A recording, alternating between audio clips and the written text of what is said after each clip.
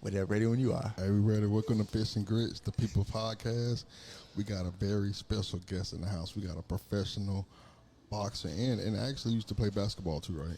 Yes, sir. Man, hold on. So I want to let everybody know this is Keith Liddell. If you don't know who Keith Liddell is, he got the world for the fastest punch.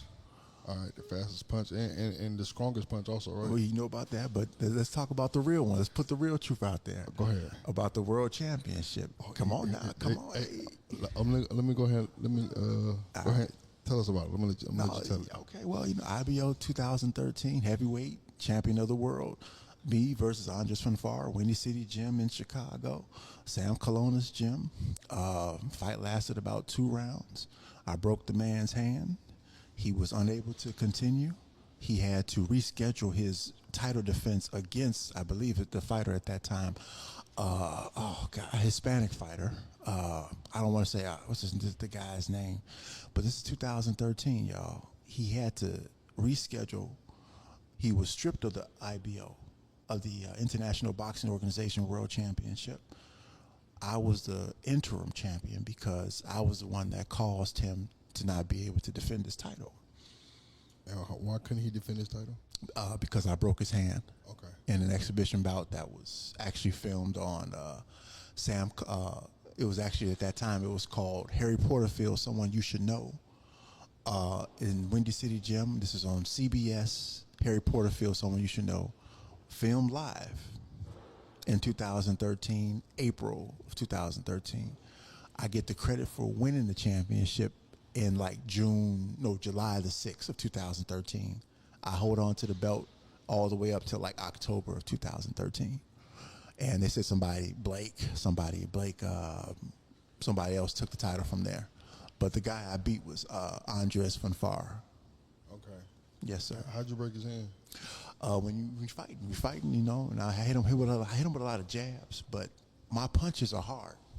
Okay. He tries to block my punch. I don't care if it's an elbow or his hand. I can target and hit you just about anywhere I want to hit you. Okay. And this time I broke his hand, and he was unable to defend his title around the time that he was supposed to do it. He was supposed to be training to defend his IBO championship. Mm. He fought against me, and tapped him up a little bit. I'm gonna keep it real with you. Yeah. Unfortunately, like I said, he broke his hand, and it took him time to recuperate. Until that time, I was the new IBO heavyweight champion of the world 2013. Okay. Nobody wants to talk about that. Okay. Hey, I'm filming this. Nobody wants to talk about. Why they don't want to talk about it? Why they don't want to talk about it? Well, yeah. I'm a black Hebrew. I'm a Hebrew black man. I'm one of the last of the black world champions from America. Before me, the other champion that actually was from here was a guy by the name of Briggs. Are you familiar with Briggs? I'm not. In 2003, he won, I believe, the IBO heavyweight championship. Let's look him up. His name was hold on, guys. I'm going to hurry up and look up this guy. So you're talking about a span of maybe damn near 10 years at that time, to where we had a heavyweight champion that came from America to defend and to win a championship, a world championship on that caliber. You've had guys to win state, national championships, but that's not the same level, as you know. I didn't even realize this. So a national championship hasn't come from America in, you said, 10 years? A world championship. A world championship. World championship. Hasn't come from America in over 10 years. And over, Shannon Briggs was his name. Shannon Briggs was, before me, the last heavyweight world champion that there was. And then Deontay won a national championship in 2015. Okay. But I came 2 years before that. Okay. So we have to give credit to where it's due. Shout out to Deontay Wilder. But we mentioned some of the things, how you said I have the hardest hitting punch, 3,780 PSI. I hit harder than that. It was evident in that fight there alone. I was the first time that we had ever had a world record holder, a world champion, and somebody who qualified for the Olympics at the same time in 1 year in that fight. Okay. And that, So, that was you, Keith? that was me. Okay. They always talk about the fastest punch. They never talk about the hardest or the world championship, which trumps it all, in my opinion. Shannon Briggs, he's 53 years old now. And you can look up any world champion right up to this point. We can show this. The list of world champions from America. We're going to look that up now. Okay. Can you screenshot and send me some of that information too so I can post it? Oh, definitely, definitely. List of American world champions, and the list is so short now. It's ridiculous. We have people that come from, pardon my French, here, there, Timbuktu, but we don't have nobody that comes from America, particularly black anymore. List of American world champions. Oh, why do you think that is? Racism. Racism is well known in this country, particularly with showing black prowess, physicality, mentality, academia, sports, whatever you name it. Black people seem to be at the bottom of the barrel when it comes to being advertised.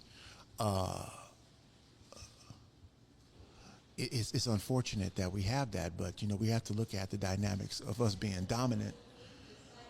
And okay, here we go. And now they're showing an old list and then the new list. Let's go to the new list. Let's see what they have here. Okay. All right. And we're talking about heavyweights particularly. Heavyweight is very, very competitive. It's probably the most competitive field that there is, because you got guys who are, who really are talented and can do it. And if you're over 200 pounds, you're in the heavyweight division. Any 200-pound man can qualify. Okay. You feel me? And I wanted to go against the best in the world. And that's what I sought out to do, and that's what I did. Oh, wow, they're not even showing. Wow, that's crazy. Yeah, current world champion. Okay. Alexander Usyk. He's from America? No. He's from, I believe, where is he from? Wow, that's crazy. He's Ukraine. He's Ukrainian. That's crazy. He's the most recent world champion. He's the most recent world champion that we have now. And he's a guy that's not even from here. Okay? And they're saying 2021 or whatever. You know me, I want to see the guys, of the past, Okay, so they're not showing the heavyweight division because there are no American heavyweight champions right now. Okay. They talk about Muhammad Ali, George Foreman, old guys, Mike Tyson. Shout outs to George Foreman. He died, unfortunately, last year. He was great. A real legitimate, bona fide heavyweight champion from America.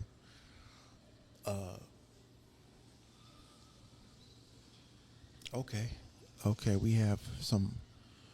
Now, you saw this before. Let's blow this up. This is called Boxing Wiki Fandom. Mm-hmm. The list of the ring world champions, right? Okay, and it's unavailable, unfortunately. And why do you think that is? They want to hide some names. We talked about the Masons and the Illuminati before, and how people have special abilities. But let's talk about my career. Let's talk about how many fights I had. Let's go. Okay, 26 fights, professional fights. Okay, over 300, as they would say, real fights or amateur fights. They try to say it was amateur. Over 300. Over 300. And I can break down the list of the guys that I fought. Go ahead. Okay, the first one, as you may know, he was back in 2003. But let's back up a minute. Before I get there. 2002, I was being scouted by professional basketball teams from the Chicago Bulls, the Detroit Pistons, also the Milwaukee Bucks was in there. In 2002, they made a movie about me called The Red Sneakers, if you didn't know about that. The Red Sneakers was about a young kid, good at math. He used to always wear red sneakers that with any outfit, any type of uniform, and it stood out. It said that maybe it was the shoes that was making him jump, and dunk on people like I was doing back then. putting my arm in the rim. Vince Carter, come on now. You feel me? I will keep it real with you. This is the real stuff now. Yeah. Okay. Now, being scouted with those teams, also qualifying for the Olympics in track at that time. Yeah. Okay. He was balling. We're balling. It was a marathon run. I ran out of 1,100 contestants. I was like 25. Okay. My coach tells me, hey, you want to play basketball or you want to do track? Yeah. I said, I want to hoop. Yeah. I chose hooping, right? Okay. So my track career was over at that point. So 2 years go by, and then nobody, from 2002, 2004, nobody is looking at me. How old are you at this time? At this time, like 15, 16. Oh, you was young. Young guy. Okay. 2004, I'm like 18, 20. Okay. Now, from that point, I'm also doing boxing at that time, too. Yeah. So I'm fighting against a guy named Keith Williams. He went to Corliss High School. He was actually one of the football players, too. He played football. He was known for roughing up my coach. He'd pick him up literally by his jockstrap, by his arm and by his shirt, and hold him up in the air. Yeah. Keith Williams, he used to fight my basketball coach, so I would dunk on his football coach, you feel me, to get back at him like that. Long story short, nobody knows who Keith Williams is. But if you look him up, he's a well-known Chicago boxer, heavyweight at the time, and known for, like I said, manhandling people. So we fast forward to 2003. Another guy by the name of Adonis Smith.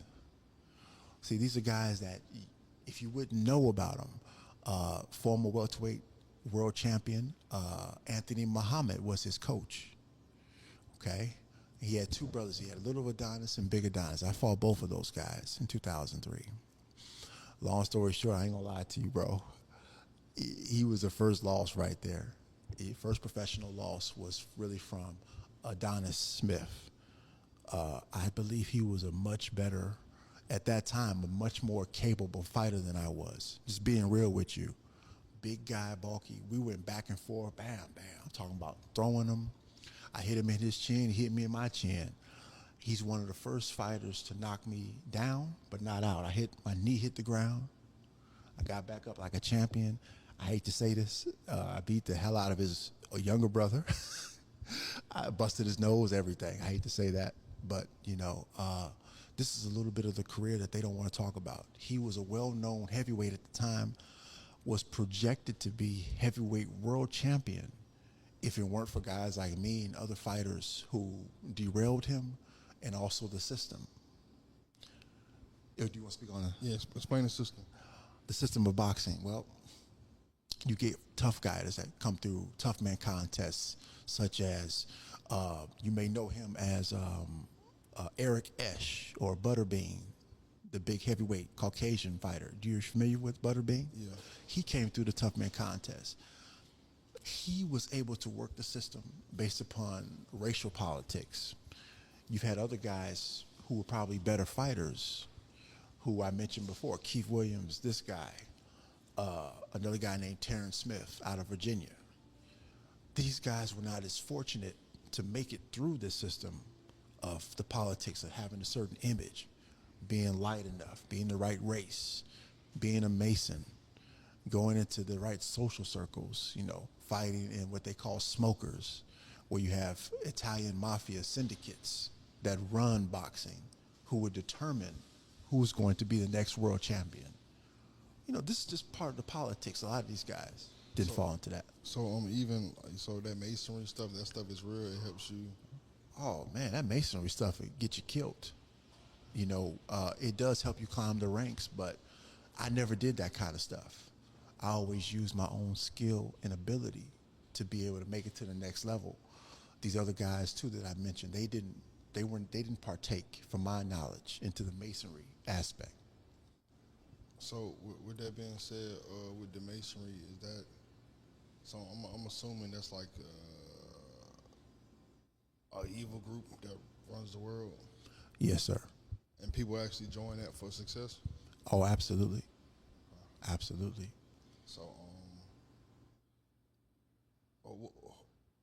So what all you know about like in the boxing world? Like how important is that stuff? Well, going back to my career, after I fought against the Adonis brothers. I fought against this time Olympic champions, T.J. Williams, another fighter they called the Detroit Muscle. His name was Brandon Jones, but his real name is Brandon Dumas. He changed his name to Brandon Jones. He was well known all over the country at that time. He'd even won a couple not world championships, but local championships from state championships and Golden Glove tournaments in Chicago. T.J. Williams had won numerous world medals in wrestling, and also he was also a professional fighter too, in boxing and also in MMA. So they've had wide, varied careers. I fought both of those guys at the same time, put them both in the hospital, beat them up, bam. It was called a fight by agreement. I got sued for it in 2004. I mean, why did he? Because I beat him so badly. I almost, unfortunately, took their lives in the fight. It was heated. We had some words. Some of the guys were, at that time, they were trying to prove their status over somebody that, for me, who was marginally unknown at that time. I'm at Southern Illinois University. They were at Southern Illinois University. We were not really big names at that time. They were. I wasn't. So they're like, who is this guy? You know, pardon my French, who is this nigga, you know, coming up in here thinking that he can outshine us? They put us in the paper after they were taken to the emergency room. I was put in the paper and listed as this kid, 18 years old, fights 25-year-old guy, and this another guy may have been like 22 or something like that. He puts them both in the hospital, and it was called a fight by agreement. So that should have been a world championship there. It was listed as a state championship because, again, due to the injuries that they had, they weren't able to contend and also, how do you say, defend their titles against the Olympic champions, or in his case, against a world champion, the boxer guy, which was Brandon Jones. So they were essentially not stripped back then, but they were rendered unable to defend their titles due to that bout. Okay. And I know we kind of like jumping over the place, but Right. the basketball. So you when did you stop playing basketball, and why did you stop playing basketball? I stopped playing basketball in 2000. I'll say 2004, just giving it justice. Really, it was 2002, but to give it some justice, I would say 2004 because I got some shine from playing intramural basketball at SIU. Some shine from that, but it wasn't anything significant at that time. So why'd you stop playing? Like, I mean, what happened? I felt at the time that it wasn't going to get me the credibility that I wanted. I felt like I was subjugated by a coach. I had to do what the scouts told me to do. I had to be under somebody else's regime. If the coach didn't like you, you wouldn't get no playing time. You know what I'm saying? Or yeah, he might put you in for a second. You had to steal the ball, fast break, dunk on somebody. You had to make your shine for whatever they gave you. I felt with boxing, you could try to stop me, but I had the strength to stop you, in essence. Okay, so basically it's one of them things where, you know, boxing, you got more control over your results. You have more physical control based upon your talent. But as you know what happened later on, you can have other Masonic agendas to basically do a black op mission on you secretly to derail your career. Okay, and tell me more about that. Oh, man. Well, shortly after I dismantled those two champions I talked about, they put me in a database saying that your hands are lethal weapons. That's where Keith Lethal Hands Liddell came from after that fight. They said you can no longer fight anymore because you can kill somebody, you can hurt somebody very badly. So they started a mission to make criminals out of us, to make it seem as if doing social experiments on us, you know, keeping us out of the mainstream. Much like what happened to a certain extent, Kimbo Slice. You saw what happened with him.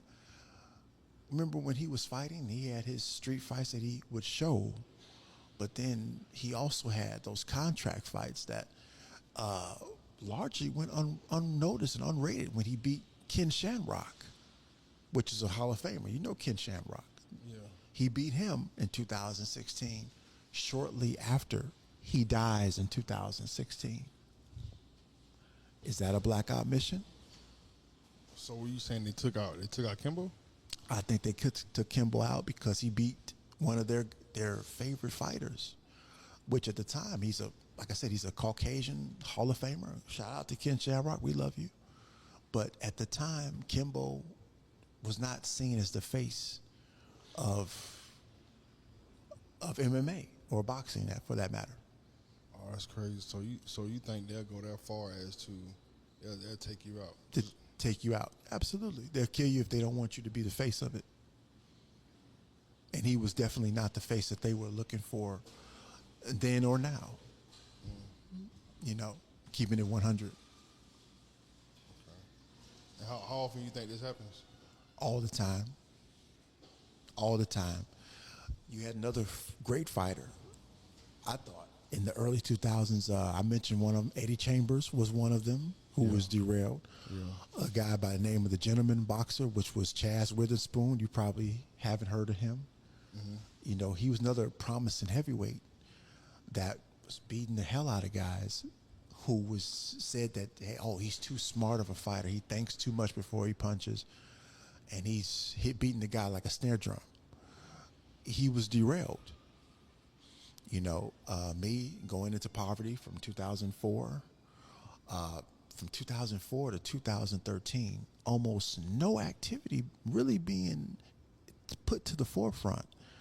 So from 2004 being in your prime, it took you almost 10 years to win a world championship in 2013.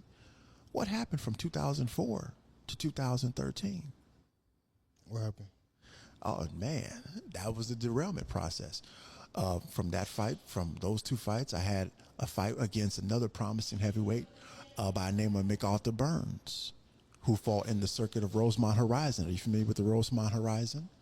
It's a big venue in the Midwest. It's particularly in the suburbs of Chicago, but it's a big, huge venue. He's from Cabrini Green. I hate to say this, I killed him in a fight.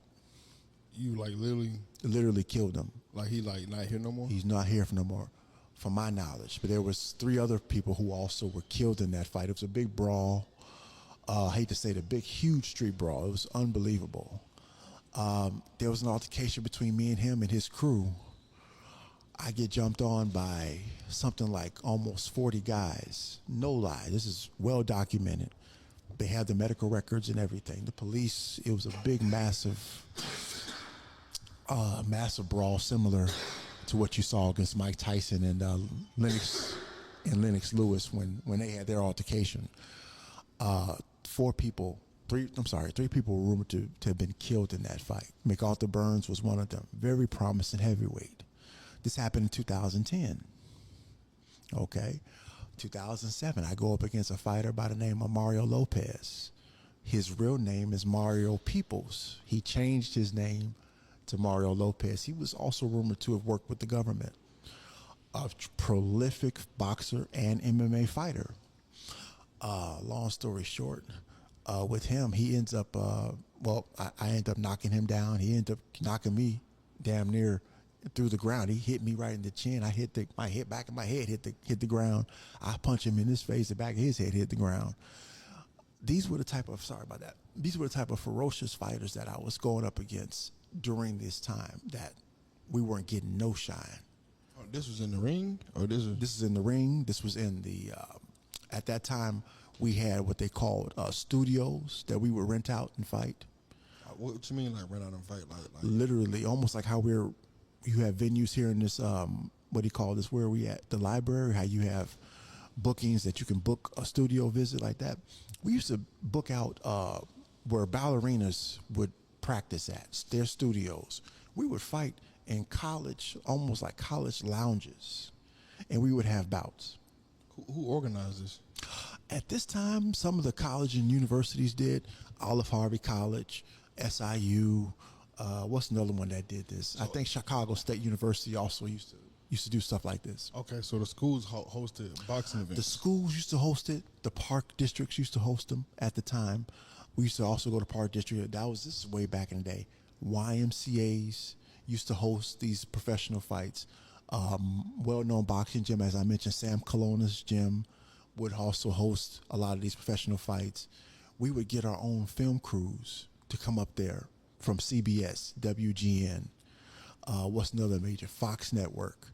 They would come up there and actually film professionally like you're doing, sometimes live. They filmed us and they put us out one time. But the professional fight that I won, they didn't put that out. You saw that in the video I showed you. Yeah, so why you think they didn't put that fight out? The same way that Sam said, the Italian guy that I was talking about. He says he doesn't know why. I think it was they didn't want me to be the face of boxing. Can you imagine if in 2013, the fastest puncher, the hardest hitter, now the world champion, you have to pay money for that.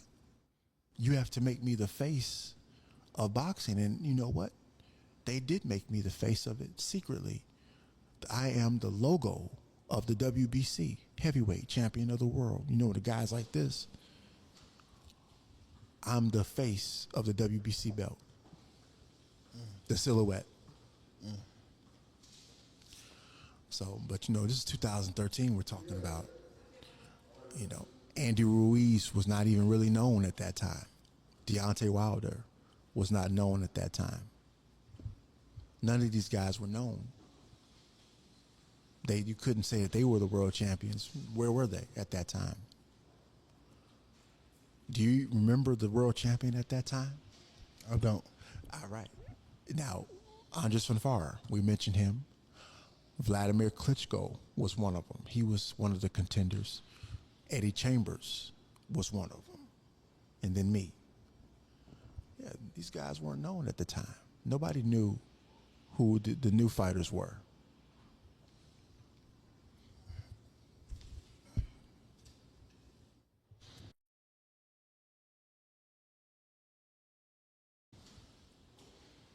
So, back to when you said you unalived this guy in the fight. Was that that was in the ring?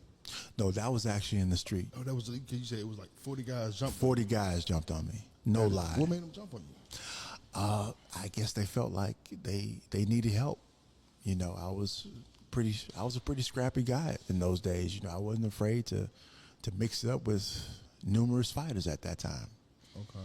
You know what I'm saying? And it was also rumored to have gang ties. He was said to have been in an organization. You know, I'll just say he was said to at that time to have been part of a local GD set, supposedly. Okay. A mafia group. Okay. So, you know, but I had no problem with the GDs. They know I'm a Hebrew. You know, I don't have any gang affiliations, but, you know, Hebrew was just a term that black people have used to show our ethnicity. No gang ties at all. Yeah, I definitely understand, you know, the Hebrew thing. I'm not very familiar with it, but I do have an idea. So basically what you're saying is this Masonic group is secretly trying to hold back Hebrews. I believe that they're trying to exterminate the Hebrews. All right, why do you believe that? I believe it from numerous Hebrews in the past who have gone through this. Malcolm X, as you know, he's one of them. Even Marcus Garvey spoke on the same thing, of them basically collectively using genocide to get rid of the Hebrew people. Many politicians have actually even denoted and said that there was a hidden agenda, there was a farce to go against the Hebrew people. What did he say? Even the current president, Donald Trump, he said that he wanted to do a social experiment to see how the Hebrews or the black people could relate in the country, to see if their racism was really true, if there really was an agenda against the black people. And he said that was concurrent with him giving reparations out. Do you remember him saying this? He said he's giving reparations out? He tried to say that. He said he was giving reparations out about 2 years ago. And you can look all this stuff up, by the way. Anybody who tried to disagree with this, you can look all this information up. Yeah. You can find all this information. Literally type in Donald Trump says he's going to give reparations out to black folks. Do you believe it? Now, no, unfortunately. Okay. Back then, I believed it wholeheartedly. Okay, why don't you believe it now? I've seen certain things that have illustrated the opposite of what he was trying to say. He did do social experiments, but it was not to help the black folks, I don't believe. It was to try to prove a point. Like what? That black people weren't competent. We weren't competent enough to make it on our own, and we needed white America to help us. We weren't sovereign. We weren't good enough to do it by ourselves. That's what he wanted to try to prove, I believe. Okay.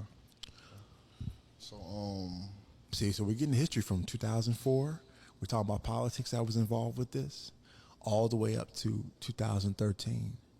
And you see how it's kind of, we're all over the place, but it is tying into the political base, the Masonry, the face of the industry, boxing, politics. It's all the same stuff.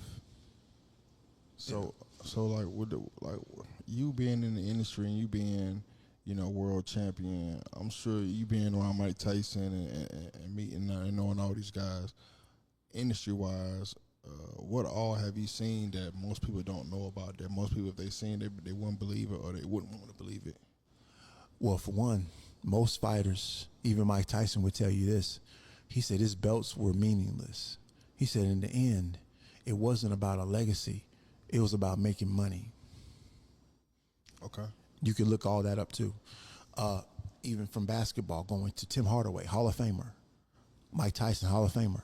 He said the same thing. Tim Hardaway said, get your money. Don't let nobody try to tell you it's about a legacy, Hall of Fame. He said, screw that. Get the money that you're owed and that you're supposed to get. Going back to some secret things, Ryan Garcia. Let's talk about what he said. And we talked about this in the car. You guys can look all this up too. I'm looking at you right in your eye. I'm looking at you in your eye. Ryan Garcia says that he was taken to the Bohemian Grove. The Bohemian Grove. This is in California, Northern California, I believe. And he was tied to a tree and made to witness people violating young kids. He said that? Ryan Garcia said this. And when people say this stuff, it's hard to believe at the same time, but why would somebody just say something like this? You know what I mean? On the internet. That's a wild take just to make. So it's confusing on both ends because it's hard to believe because that's something that you never seen before and you never actually heard of before, heard of somebody actually doing. But then again, it's hard for me to say this person lying because who would make something up like that? And who wants to see something like that? Who want to see something like that? Mike Tyson goes on record, as you know, for saying that he was under hypnosis. He was under the influence of custom model. You have some videos out there that will say that they actually have MK Ultra code words to put him under a trance. Mike Tyson? Mike Tyson. And he'll verify that. He'll tell you that. I'll even say this. Your boy, Hall of Famer, Michael Jai White. You know him. Great guy.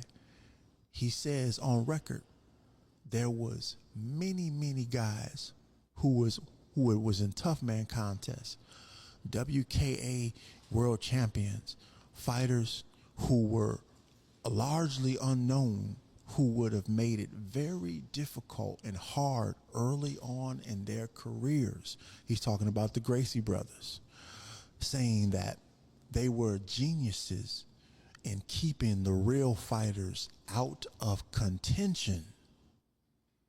I'll say that again.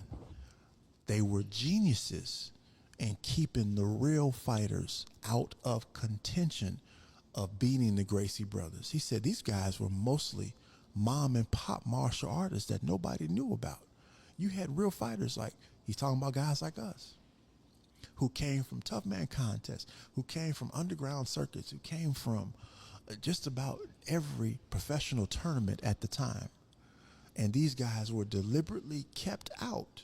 That's the Masonic agenda, from threatening the power source of the industry. They were kept out. So basically, they was hiding y'all. Hiding you, killing you, destroying you, everything like that. Absolutely. And you know what, man? I be trying to tell folks, I really be thinking this going on. I really be feeling like certain people just be getting sabotaged. You know what I mean? It's like, I see there. you know what I mean? And and it's so hard to believe because when you talk to other people about sports who not really athletes, Yes, they sir. don't want to hear that. They want to say that that's not true. Like they'll sit here and tell you that no one was hiding y'all. Y'all just weren't good enough. They said people say that. That's what they'll say. They said we just weren't good enough. They couldn't do this. But as you shown, I showed you the fandom link with the list of the champions gone, mysteriously gone. Nobody can find it now. Yeah. You know, that sabotage game is real. And you saw the videos that I showed you. Do you want to speak on some of the things that you saw? You mean with the microwave? Well, not just that, the tribute, the fight boxing tribute. In fact, we can see if I can look that up on the phone here. As God is my witness, pardon me, I'm going to get into this phone real quick. Okay. Excuse me, guys. Okay. Yeah, we're stretching our legs a little bit. We're going to show you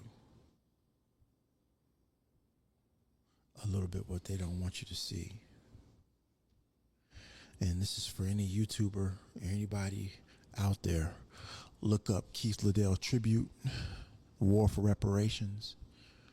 And here it is right here. I'm going to let you guys see this.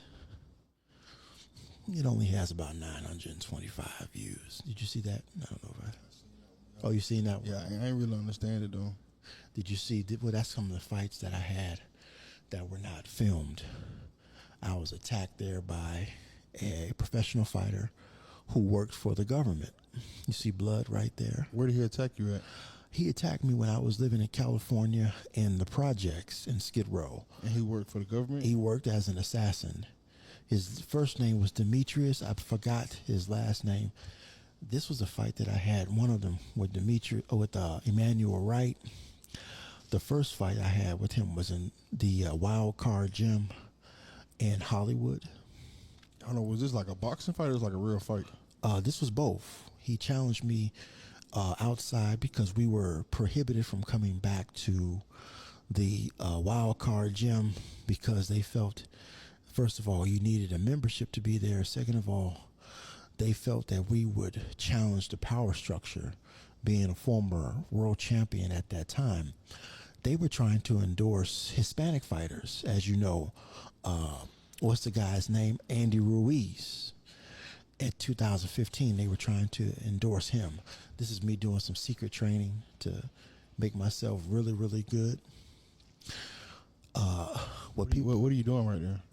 I'm punching through fire glass right there. Literally, I exploded the glass, as you can see there. And you're probably saying, why would I need to do that?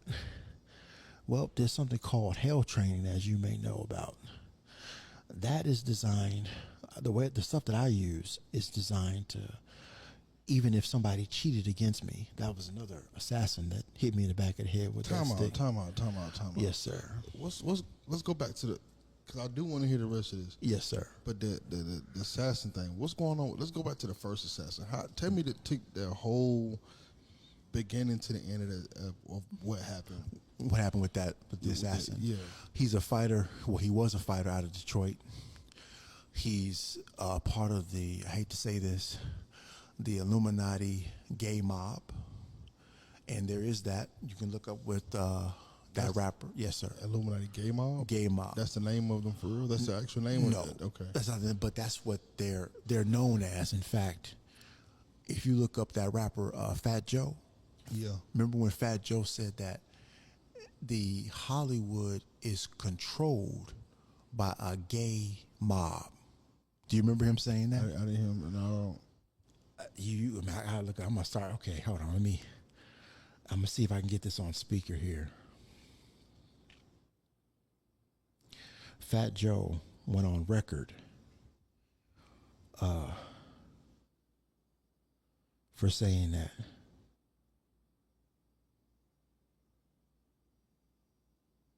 Hollywood is controlled by a gay mafia. That's amazing.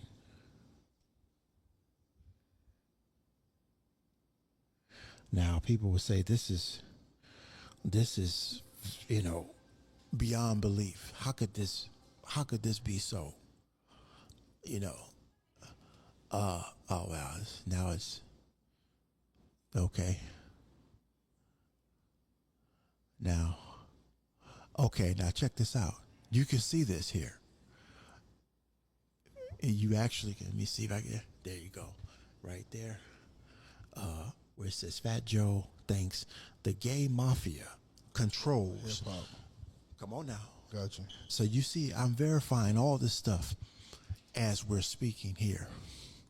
He says this, and this is on Vlad TV. He's saying it, but he's been said this years ago. It says 13 years ago this was done.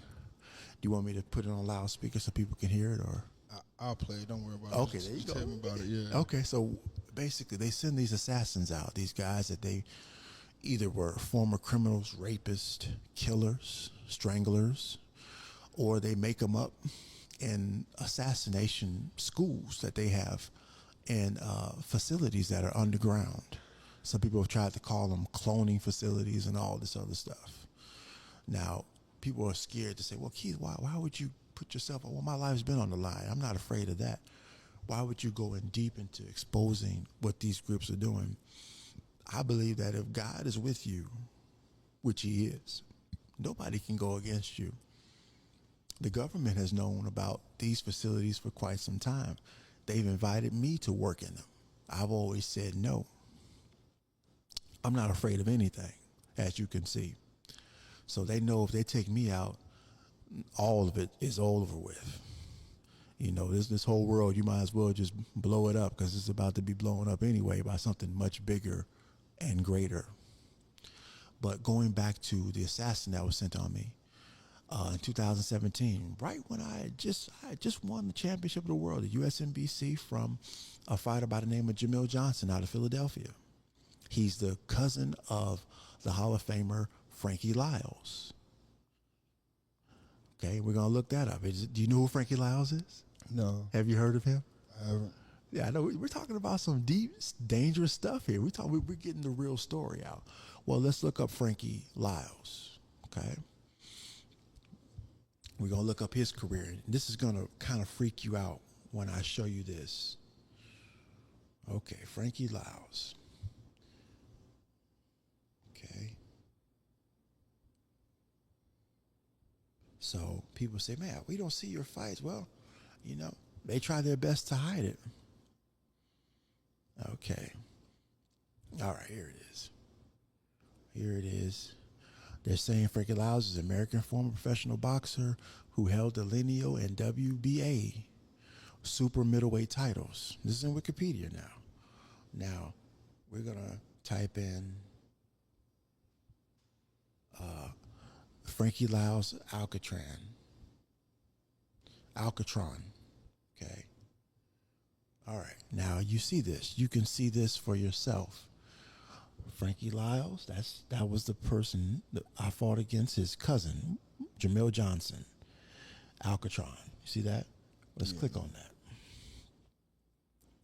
Now you're going to see my fight pop up under his. And see, look, he said he trains Chuck Liddell, Tito Ortiz, many boxers do that. Keith Problem Solver Liddell versus Jamil Lyles. But his real name is Jamil Johnson. Now you see that, right? You can't make this up. Okay? And look, there we go. And all of a sudden, you see that? The video can't be, you saw that. They won't play. You can't watch the video? Now you can't watch the video. That's crazy.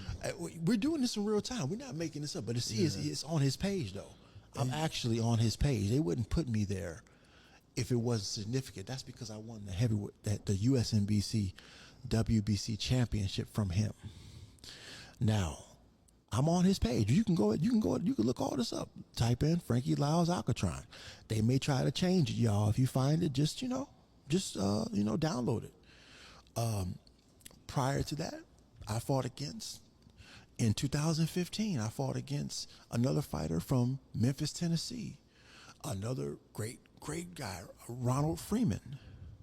Have you heard of Ronald Freeman? Does it ring a bell a little bit? I haven't. Okay, big, huge, 6'4", 6'5" guy. They pay him over $2,000 to fight me. Didn't want to pay me $500. I fought him at D&G Boxing in Long Beach, California. Let's look up D&G Boxing. See, I can show you references. I can show you what I'm talking about. That's crazy. As soon as we type it in, the fucking thing's gone. So, D&G Boxing, okay?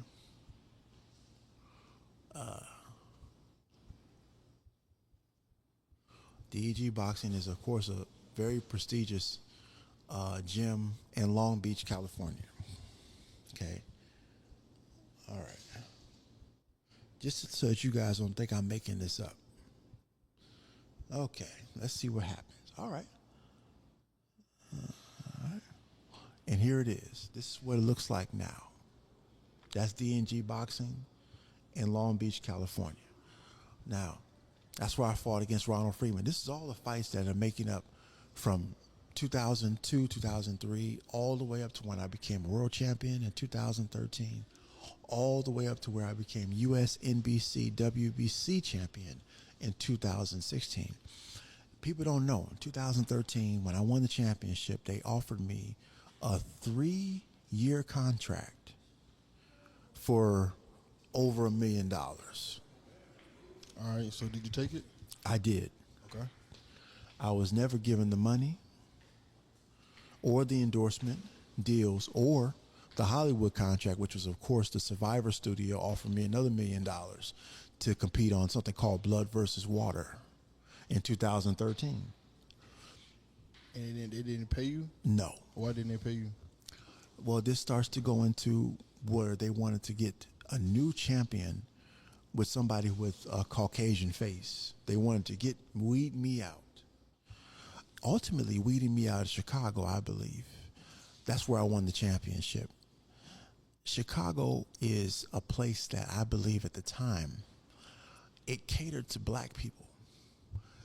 It made it easier for us to live there and not have to deal with the industry as much. But we could just stay out of the industry, pardon my French, I'm going to use some language, whoop ass, and then just go back to the northwest side of Chicago. It was a safe zone.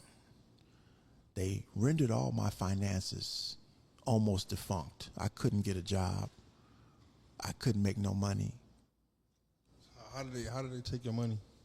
They made it to where I couldn't get a job. How they do that? Basically, you have this fighter. You will be secretly known. The syndicate, which owns the media and all that, they'll put out almost like a distress signal on your name. If you see this guy, Keith Liddell, don't hire him. Time out. So you telling me it's like a secret organization of a community that blackballs people? It's called blackball. That's funny you said that. Blackballing is exactly what happened.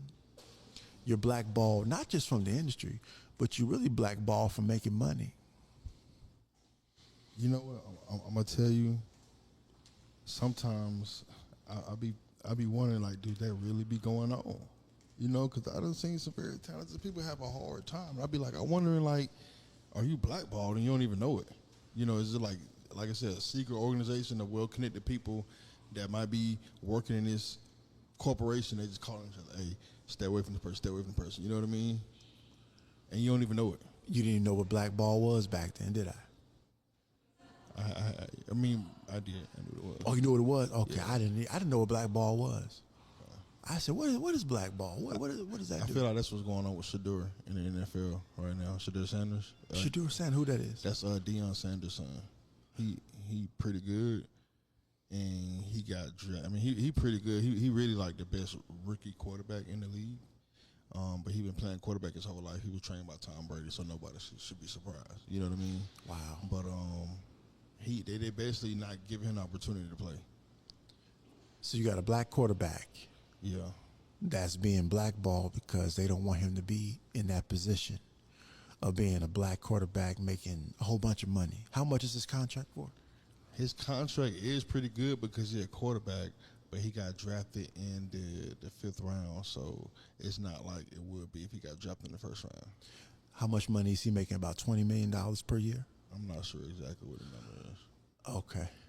Now, did he get blackballed? For what team does he play for? If you don't mind, let me back up a second. He played for the Browns. Cleveland Browns. Yeah. Now, we know Cleveland hasn't really won anything in years. Yeah. If you look at all the horrible teams that they put out there, even the team that LeBron James played for when he played in Cleveland, he won a championship for them. Has this young guy won any championships yet? He won because he played D1 AA ball. Okay. So he won like a conference championship with the D1 AA team. That's about it though. No, but that's a big thing. Yeah, that's a huge thing. Yeah, so he got a ring. He got a ring. Okay, now he's a qualified ringsman. Now, people would say, "Oh, well, he's just starting out. He's been out there for 3 or 4 years, right?" He's a rookie. He's a rookie. He's a rookie. Now, how's Cleveland doing right now? Cleveland been doing terrible for the last few years. Okay, but are they projected to win this year? Me personally, I think with the team they got, they should win some games this year. Okay. Now, you look at Tom Brady. Tom Brady was a rookie. He won his rookie year. Second year, first year starting. First year starting, second year. Yeah. Bam. How much money was Tom Brady being paid? I don't think he was making a lot then. Well, how much, if you don't mind, how much was he probably taking home in the bank? I'm not sure. Did Tom Brady win any type of college championships? No. Now, you see that? This young man has come in more qualified than Tom Brady had taught him. Oh, that's crazy. That taught him. He's more qualified already. Yeah. Bigger contract. Crazy. He's more qualified. He is. Yeah. We're not making this up. The rings count for itself. Yeah. We know a football ring is the biggest ring you can have. Definitely. Come on now. Let's keep it a buck. The more rings you have in football, the more you become a legend. Yeah. Football is all about that. And you see that football ring, you make a basketball ring look like it's a joke. If you go back to all the great, I don't care if they were defensive men, I don't care if they were on special teams, to what cemented them in the Hall of Fame was how many rings they had. That was to their credit. This young man came into the game his first year with a ring already. He's black. He's related to Deion Sanders, a Hall of Famer. Not a future Hall of Famer. He's been a Hall of Famer for many, many years. And one of my whole famous players I used to love to see him play. Now, if you are not taking anything, all this into account, if he's a Caucasian face, would he be going through all this? Would he be hyped up? Would he have more money, international acclaim, on top of all the other renderings that the industry would give to him if he wasn't Deion Sanders' son and black? If we answer that.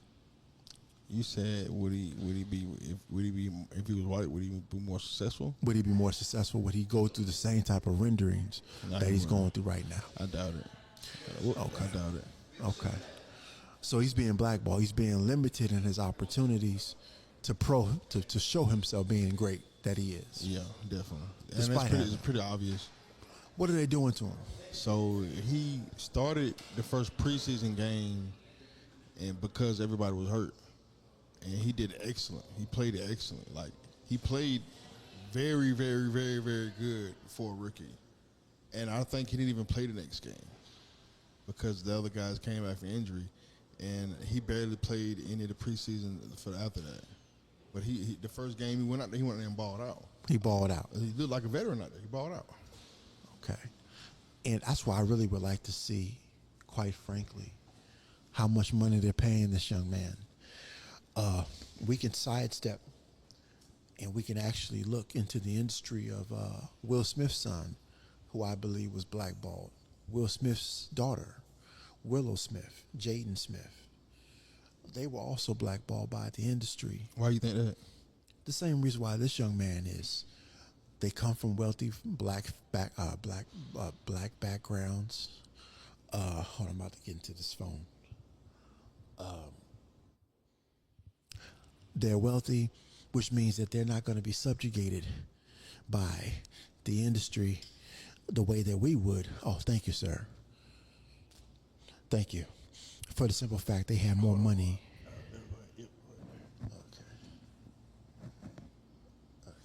That movie, The Karate Kid, the sequel, if I can remember. Because he said he don't care about China? Something like that.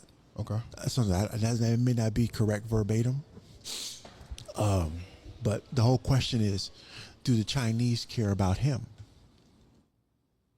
So you can flip the switch, and you can actually illustrate on both ways that you're blackballed, not necessarily because of what you say, but what you say against the agenda of the industry. These guys are prominent black people, the creme de la creme. They don't have to even be in the industry anymore.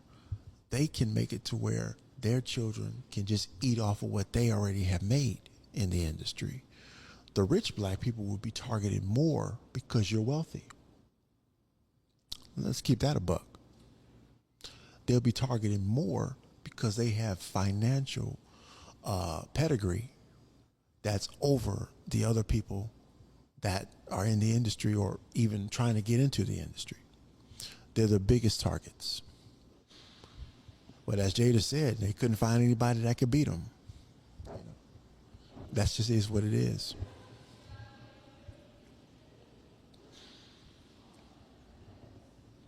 So, but going back to my career, I want to go back to this. I want to go back sir. to this assassination. Right, the assassination thing. Where did you meet the guy again? Like in the projects in Skid Row. So he just pulled up on you, or how did this happen? He just, like you said, he just pulled up on me. He was a resident of the same place that I was. Y'all stay in the same neighborhood? Same neighborhood, same projects, everything. Do you think that was a coincidence? No. I'm going to say, why? Because he said he worked for the government, right? And he worked for the government. So why would a guy in the government be living in projects? To assassinate people that they don't like. So you saying that the government actually put people in the projects to assassinate people? Yes, sir. Definitely. Excuse me. Definitely. That's interesting. That's a wild take, but it sounds super wild and unbelievable. Mm-hmm. But at the same time, if they want to do that, that would be a good idea. Very good idea. And then he's also a professional fighter too. Yeah. He's a professional boxer and a professional MMA supposedly. So they hire professional athletes. They hire and put these pseudo things of professional athletes, professional this, professional that, when really they're professional hitmen. And so y'all stay in the same neighborhood. And same what place. was you doing when he ran into you? I didn't know him. I said, hey, whatever. I seemed like a weird guy to me. So I said, well, dude, I stay away from weird people to me, personally. Yeah. So I say, well, whatever. I didn't really give it too much credence. I say, hey, as long as you stay away from me, I stay away from you. He took offense to that. I said, well, man, I don't even know you like that. You know what I mean? Yeah. So the long story short, he starts messing with me every day, calling me names and doing weird stuff. So one time I run up on him. Yeah. Outside the projects. Yeah. And as soon as I run up on him, I'm getting ready to attack him. I hate to say it like that. I'm being honest with you. The police pull up right next to him, almost as if they followed me and they knew what I was going to do. And then from that moment, all of a sudden, you see him cross the street, and the police look back at me. This is in Los Angeles, Skid Row. And they almost look at me as a warning. Like, you better not touch him. So, stuff like that. That was the first incident in 2017. And that's with the assassin. That was the assassin. So you ran into him, but the police pulled up as soon as you ran into him. The police pulled up as soon as I walk into him to attack him. The police pull up. But y'all did end up fighting. Unfortunately, yes. So tell me about the time I ended up fighting. That was where you saw me with that blood and all that other stuff like that. Yeah, how did that happen? It basically, I'm going into the elevator. It's 2021 this happened. So how long you known this guy? I didn't really know him, but I was around him for about 4 years. So you telling me they had somebody watching you for 4 years? More than that. I believe more than that. Okay, I'm listening. So basically, I go onto the elevator, and then he attacks my groin. He tries to hit me in the groin just like that. Randomly. Okay. I punch him in the face. I uplift him with an uppercut. I lift his whole body up. In fact, this is the footage. I showed you some of the footage, but there's more footage on there that shows the agent. Actually, let me look this up. Let me show you this. The You agent. got the footage of y'all actually fighting? The agent showed me the footage of it, but he would not allow me to copy the footage of it. But he was able. I'll show you exactly what happened. So all this stuff, man, is all this stuff that they don't want you to see because they want to be able to attack and kill at random and will who they want. Here you go.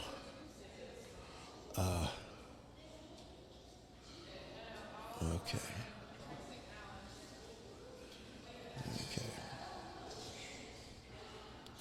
Yeah, pardon my being up all the time, standing up here.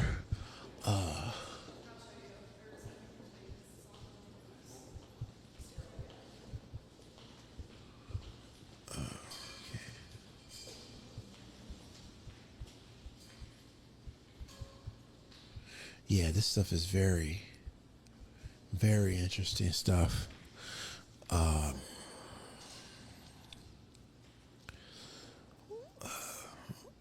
And again, it's stuff that's not. It's not often talked about or shown, but they have all of these things. Let's see here.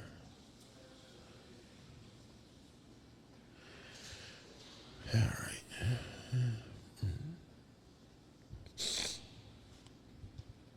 But what I forgot to mention was when I won these championships, world championships, I was sick with cancer. You was when you won the championship, you said you had cancer? Yes. Yeah. Can you tell me about that? Sure. Pardon me. I've had cancer ever since, from my knowledge, 2011. And I was given a letter from the Social Security saying that I was qualified for disability in 2011. I said, disability? I said, why? I'm perfectly fine. I don't need disability, you know. And then all of a sudden I find out that I have cancer. I get ulcers all over my body, everything. What's that? Ulcers are protrusions from your body, like tumors, is really what an ulcer is. Okay. Well, let's look at this while we're on the record. I'm looking for the fight that they didn't want you to see. But here's where they confirmed that I was world champion. Did you see that video? No, I didn't see that one.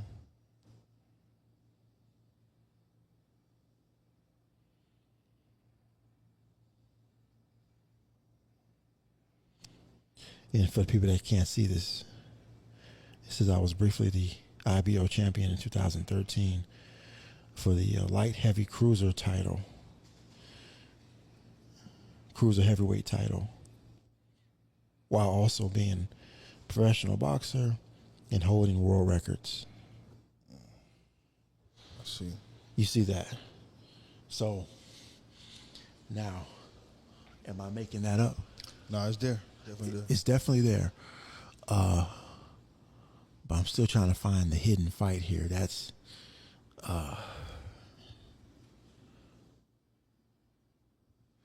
it's very interesting to see this. I just took a picture, y'all know. Okay. I had to show my people on the other side. Another Illuminati tactic, by the way, is to film you right before they kill you. Huh? It's just a joke. You said it's a joke. Yeah, it's true though. And then you film me right before they kill you. But I guarantee you, there's going to be more. Because ain't nothing going to happen. God got it. Yeah. Oh, believe me, God got some huge dinosauric angels over watching this whole scenario, and you see how fearsome they are. It's unbelievable. You got angels bigger than planets. Oh yeah, bigger than planets. You got angels bigger than solar systems. Oh yeah. Why do you think all these countries in America and this Illuminati, they know they better act right if they want to stick around? You didn't know that? You know that you have angels bigger than planets? No, I didn't know that. Where'd you hear that at? And you can find it out. Look up something called Sun Sister. Check that out. Sun Sister? Check it out. I'm gonna check it out right now. Check that out. Oh, my phone's dead. Oh, wow, look at that. You see, now let me use mine. Let me see what comes up with Sun Sister. See, that's why people hate me. I can prove what I'm telling you. I'll show a nigga what I'm talking about.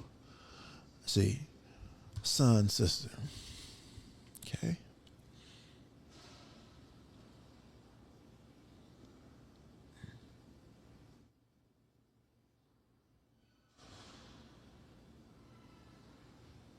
Also, to put you on to my book that talks about my whole life. It's called A Boxer's Life by Keith Liddell, done in 2021. I was also knighted by the Queen of England before she died. People don't know that. I won a bronze and a gold medal. People don't know that. That was for that fight with Emmanuel Wright in 2017. We run actually a world record for that fight, for not just for speed, but also for the injury that was caused in that. Do boxers get a retirement pension? Some do, but I don't. Some do. So what do you need to do to get it? Be in the Illuminati or the Brotherhood. Mm-hmm. Yep. That's how you get that. That's the real way how you get it. So, was Mike Tyson on Illuminati? Yes. But in other words, Mike Tyson is being controlled by them, I should say. I think he's an innocent bystander. I mean, he's part of a Masonic group, but he didn't know what it was when he was younger. I think he was forced into it, in my opinion. What about Deontay Wilder? He is, definitely. All of them. All the people that you see on TV are part of that. Again, we're not knocking them. Oh, wow. This is unbelievable. That's unbelievable. Wow. What you got? It says science fiction and fantasy stack exchange. Whatever. It says a movie about a humanoid alien brother and sister stranded on Earth. That's crazy. That's crazy. But the one I'm talking about is bigger than the planet.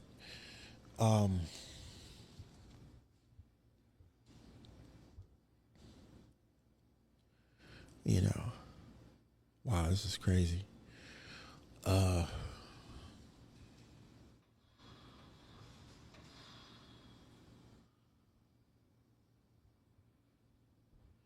Wow. Here's something else. This shows you another reference, even though it's bullshit. Look at that. See? Why would they make something like that bigger than the planet? Of course, it's a black woman, but it shows you. That's a woman? No, but I'm just saying. But it shows you something is bigger than the planet. You know what I'm saying? It references size. Yeah. You see what I'm talking about? So whatever it is, it's huge and it's black. So, yeah, you can find and reference all these things and subtleties. But, you know, going back to the titles I won and the assassins that were sent after me. In fact, there was an assassin that was sent here after me, and you can reference him in Cobb County. His name was, I believe his name was also Demetrius. It's funny. Demetrius, his last name was Miller. Demetrius Miller, and we can look him up right now too. You can find this stuff. All the stuff's out. And again, I'm not trying to. I actually got into a fight with him when I was in a maximum security jail. Hold on, hold on. Yes, sir. The agent was in jail. Was in jail. So they got agents in jail. They have agents in jail. He's also a fighter. All that. He's specially trained. All this stuff is real. Oh yeah, they have you go up against fighters, boxers, anything, to see where you are. That's also part of hell training too. Hell train? Yes, sir. And what's hell training? It's like an initiation, kind of. Test your skills and everything.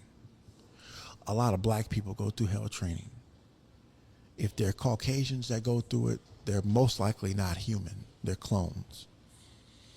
Why you say that? Because they're not physically capable to naturally go through it the way that we do. We have more strength physically. We just do. We're built physically stronger. Like, see, punching through glass, punching through concrete, and fighting wolves and all this other stuff. We're physically stronger. So you saying that during hell training that y'all be fighting wolves? Fighting animals typically. That's the old school hell training when you had guys fighting bulls. Clemente Russo was knocking bulls out. That kind of stuff. That was what boxers used to go through to test your strength. They said, "Oh man, how strong are you really?" They said, "If you're strong enough, you should be able." You saw me rip the tree down. You saw that footage. That kind of stuff. And I have footage of me fighting against wolves too. It's on here. You have to be strong enough to go up against anything. That was what the mindset of the world champion was. It was called the open division back in the day. You know, it wasn't just fighting against one or two guys. You fought against hundreds of guys from all over the world. That's what made you a world champion. There was no restriction. Anybody could join at one time. That's why it was called the open division tournaments. That's what I did. So you fighting anybody, like anybody? No rules is like there was no rule. Come from any type of fighting background. Any background. Kimbo Slice could have joined it. That's what Kimbo Slice was based off of. Okay. And Kimbo Slice was a great boxer too. They don't talk about that. I didn't know he boxed. I studied his street fighting MMA. He was a professional boxer too. I didn't know that. He did over 7 fights, something like that, 10 fights. He's pretty good. He was damn good. We can look that up. All this stuff is there. People can look up Kimbo Slice professional boxing matches. You can see that too. Absolutely. And you said Deontay Wilder you said he could have been one of the best? He could have been. And why you believe that? I believe that he took a strategy that worked at one time. He emulated a lot of my moves, a lot of my tactics that I used to put out there. He did that because they were effective, despite size. Strength, your skill background, it didn't really matter. If you could fight, you could fight.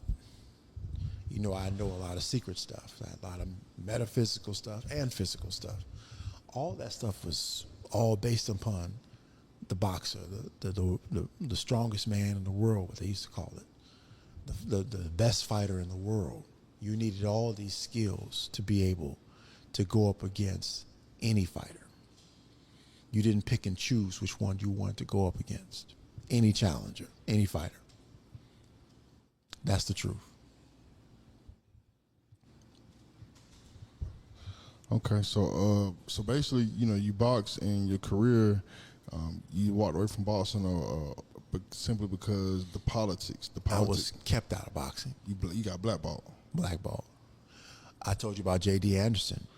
The other fighter I fought from St. Louis. He's out of St. Louis. He made it onto the international circuit, not in boxing, but because of the America's Got Talent. That same year when I fought, unfortunately, unalived, what's his name? MacArthur Burns. You did it in the ring? No. I fought both of them in the ring, actually, but I fought them, both of them in different states. I fought J.D. Anderson in St. Louis. I fought MacArthur Burns several times in the ring and also in the street in Illinois, Chicago, Illinois. How'd you end up fighting in the street? It was a beef that we had. over some girl. And honestly, this woman that I knew, I said, I've seen this woman before. I might have been with this woman. And I walked up, I said, hey, how you doing? I might have, I'd say it, might have slapped her on the butt or something like that, or on the hand inappropriately. But I think I know this woman. I knew I had probably been with her. You know what I mean? Mm-hmm. So they're like, man, who was this? What? And then they jump on me and fight me because of that. Oh, and these guys are also boxers. Yes, boxers and killers. I hate to say it. Unfortunately. Why'd you call them that? Why are they killers? Well, that's what they are. They kill people. They're part of illegal organizations. Oh, so these organizations really exist? Absolutely, definitely.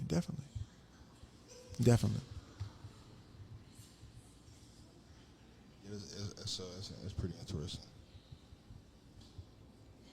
So when you said you unalived this guy, this happened One hit. in the ring, This happened in the street. and you unalived him? Unfortunately, Did you get charged?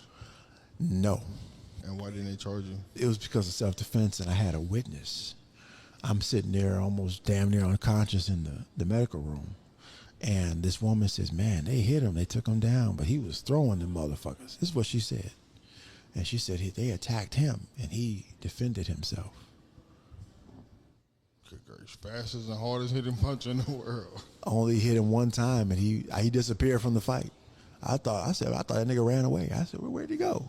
Yeah. He disappeared. One hit. I hit him with an overhand right. Bam, gone. It's unbelievable. One hit. I think, and you know what? It's crazy. I think my roommate in college said one time, he said, we too big and strong to be fighting. People can get hurt. You know what I mean? And you speaking about your situations, yes, sir. That's a prime example. Like once you get a certain age, once you get a certain strength, you really shouldn't be out here fighting because you really can hurt somebody. That's true. And you are a big guy. You're strong yourself. As you know, football players make the best fighters. That's what they say. Really? People have said that. Deontay Wilder, he had a football background. I heard. Yeah, okay. Yeah. They said that they make the really, really good fighters, from my understanding. That's what people say. Interesting. I never thought about that. But you know what, though? Football is an explosive sport. You know what I mean? So I can kind of see the correlation. Y'all knock people out their shoes. No lie. Bro, I ain't lying to you. Out their shoes. The power is phenomenal. It's really, like you said, key word is explosive, I would say. So, but outside of that, the J.D. Anderson, the Caucasian guy, the big 300, 400-pound guy, yeah, he was able to make an international living for himself, being a strong man, breaking things and all that. These are some of the promotions that certain cultures have. Why wasn't other people like myself, who was a former world champion, why didn't they make international opportunities for us to make it? That's basically where I'm getting to. I got you. Because, you was a one-on-one. Basically. One-on-one. One-to-one. One world championship, one national world champion. And the hardest, two records. Hardest hitter, and 3 records. The hardest hitter and 2 world fastest punchers. So that stuff never got mentioned. That's crazy, because when you think about those type of hands, those are legendary hands. Lethal hands at that time. Literally lethal hands. At that time, lethal. I said, man, why isn't nobody putting that out there? Nobody's trying to promote that, And it's because you wasn't part of the Illuminati. It's because I'm black and I'm not part of the Illuminati. So basically, for you to reach a certain level of success and be black, you got to join the Illuminati. You got to. I mean, you can be the best. I mean, pow. I mean, all the power. I'm sorry about all the power in the world. I didn't mean to.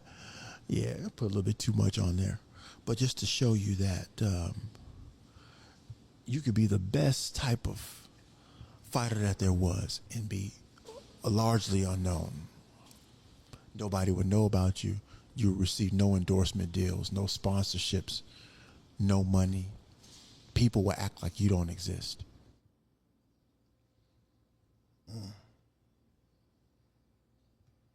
Yeah, unfortunately, I can see that happening. Definitely. Well, shoot, man, we've been in it for almost 2 hours. Anything else you want to say? Oh man, you got some good footage here, brother. Well, yeah, I guess where can they find this video? It's gonna be on Fish and Grits podcast. Fits and Grits 5. But maybe we can look it up. He said Fish and Grits. Fish and Grits. And that's in YouTube, right? Yeah, YouTube, Fish and Grits. Yeah, just, if you type it in, hopefully it should pop up. Okay. Well, you can even send me a link too. You know, Yeah, send me a link yeah, now. I'm definitely gonna send you the link. Okay. For sure. That's what's up. I ain't mad at that. Yeah, man. I want to see this, man. I think it was very, very, very well done, in my opinion. I appreciate that. Before we go, man, I forgot, man. You said some stuff. I don't know if we want to talk about, but you was talking about how America Got Talent. The first time it came around, you said it was a kid who came on there, Right. and he had powers, basically. Special abilities. Yeah, tell us about that story, man. Well, you saw some of the stuff that I sent you. Yeah, I did. Did you see about the light and all that other stuff that was being as fast as light? And so much you see light coming through, energy off the punch. Well, which video? Because some of that stuff I was trying to, understand what was going on. Okay. Because I seen the one with the microwave. It kept the microwave. that microwave. Because I was trying to figure out what was going on. Okay. And I did see some other videos, but I didn't really understand because it was dark. Right. I didn't really understand, what was going on. What was happening with it? Yeah. Okay. Now there are people with special abilities. They've been on Earth for a long time. They've been around other planets, everything. They've been on other planets. Absolutely. Okay, I'm listening. Well, we know about the Hebrews, the Anunnaki, supposedly what they called us back in the day.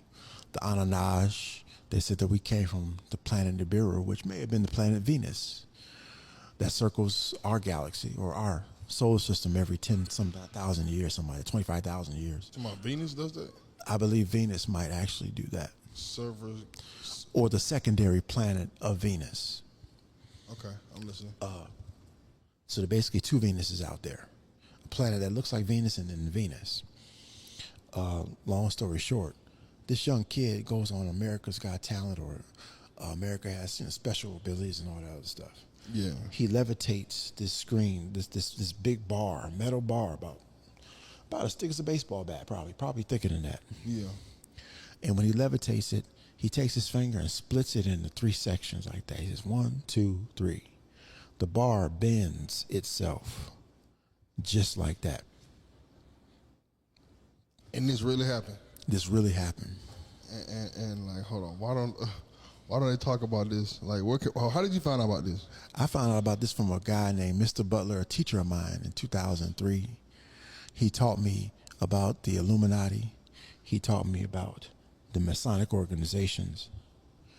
And he also taught me about how certain people have special abilities.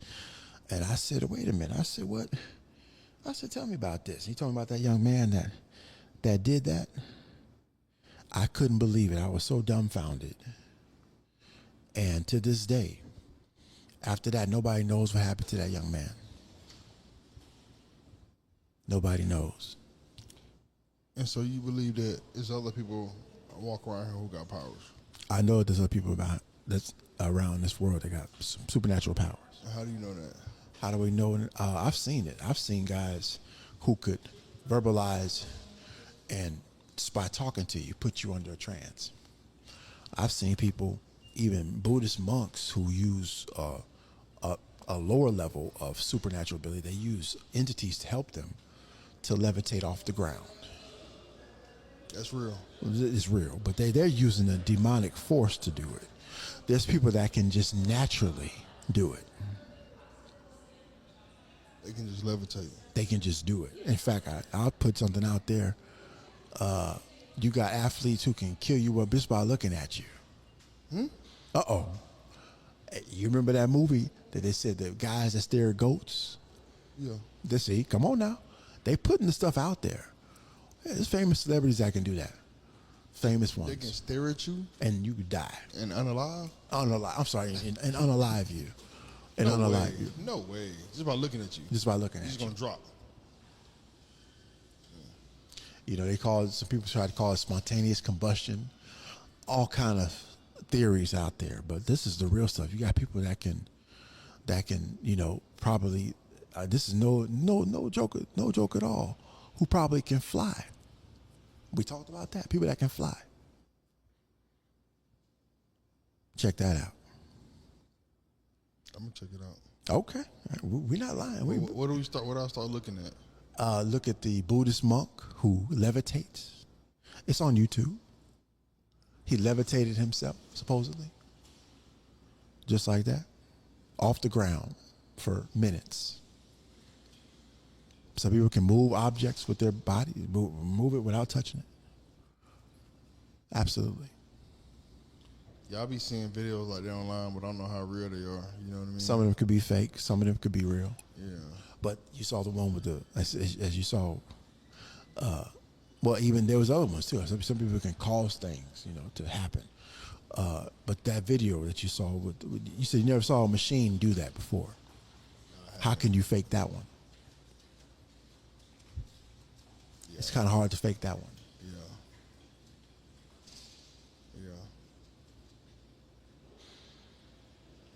It's hard to fake that, for sure. It's kind of hard to fake that one. For sure. It's definitely hard to fake that. And you did that. I say God did it. yeah, for sure. We don't want no coming after you, brother. Oh, no, they can come after it. God will defend it, too. He defended it again. That's real. Oh, real talk. That's real. All right, cool, man. So anything else you want to say before we get up out of here? Well, hey, I want you guys to question to see if I got knighted by the queen. After that fight I had with that assassin, the queen knighted me and gave me a CBE, knighthood, unofficially. It's online. They tried to take it down and said you couldn't see it. Yeah. A knighthood. Let's see if we can find it. Let's see if we can find that knighthood. All right, go ahead, for sure. That's something people have been trying to discredit that knighthood for some time. Hold on.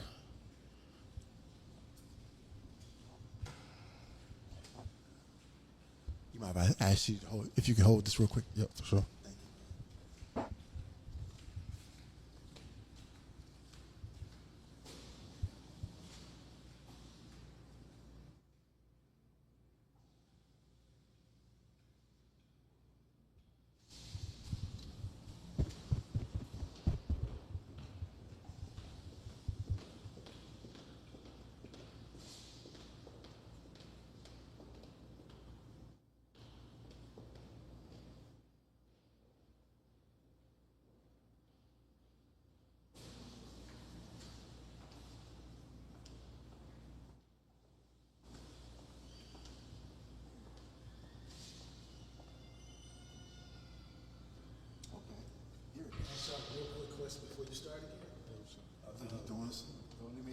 What's going on, man?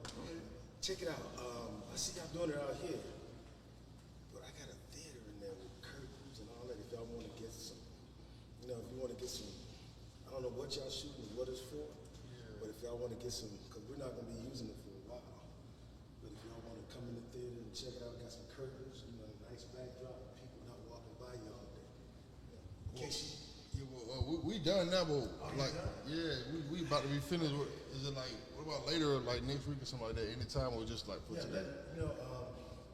I have it this weekend. I have it all day tomorrow, and I have it tonight. We have a show. We're doing a show, a play called Third Grade. Y'all want to come through? I'll give you some chances.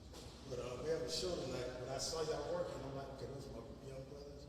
Y'all could do it in the theater. Got curtains and everything. I wish I tapped in the show when I first came in, but you was recording, so I didn't want to. Thank you. All right, man. Appreciate that. That's it. Okay. Thank you, brother. Now check this out. Here's the video I wanted to show, and you guys can see it right here. You can see, literally, where it's gonna show the knighthood. Can you believe this, ladies and gentlemen? And this is online, so this is how they gave me the knighthood. I know, you see that? It's kind of scary. You can see where it says CBE knighthood, and the only person that can do that supposedly is from the Queen of England. You see that? It's not, you can't make this up. I was so happy to capture this before they took it offline. Knighted by the Queen. Why would the Queen of England give an American only 2 Americans in history have been knighted by the Queen. Americans, only 2. I'm the second one. Another guy from Virginia was knighted, and he was rumored to have been an African who went somewhere in England. But anyway, I've never been to England, and you can see it is definitely me, and I'm showing where it took place. Stuff like that. That's the hidden footage that you may not see,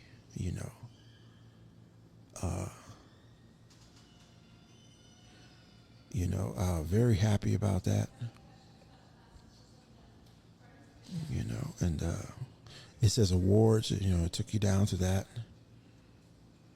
so that you can see, net worth, all that stuff.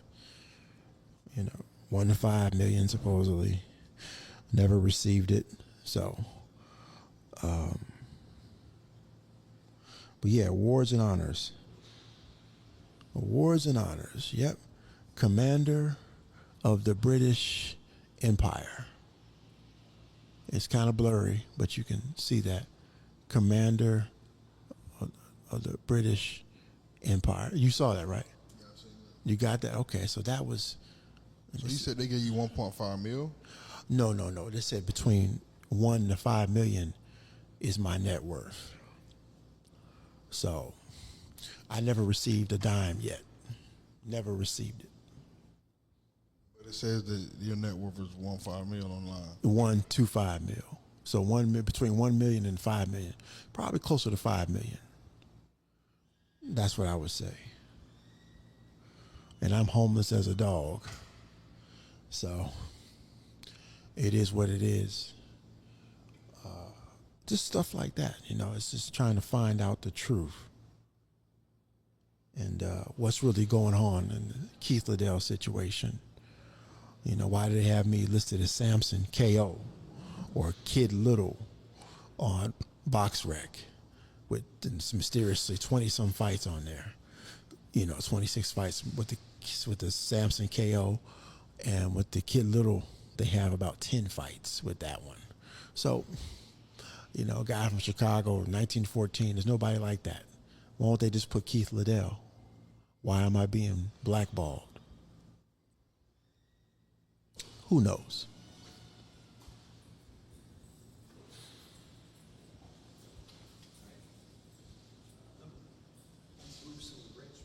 Yes, sir. Yes, sir. Okay. To get permission to film on county property, here's what you need to go through. Okay. I think it requires a permit to film on county property. Okay, I got you. Thank you, sir. Okay. We're just about done anyway. I hate to say. Yeah, for sure. Dang, man. You said you got blackballed because you're not a Mason, right? Right. I got you. That's crazy. Okay. Yeah. Well, you said the guy that came up here was a Mason? Oh, definitely. You can see that. He saw the Masonic symbol. You saw that 3-3 with his little hand was like that. That's what that means? I believe so. I'm not sure. I'm not part of it, but it definitely, I've seen that as He didn't fraternity. deny it, though. Well, he didn't deny it. No, he didn't deny it. But he offered a more, I won't say exclusive place, but a place to basically get out to public. So he might have been trying to help out. Yeah. Who knows? Yeah, that's what it sounded like. Yeah. I got you. Okay. All right, brother. Well, I guess that's it, man. All right. Thank you for coming on Fish and Grits. Thank you for having me. For sure. Appreciate it.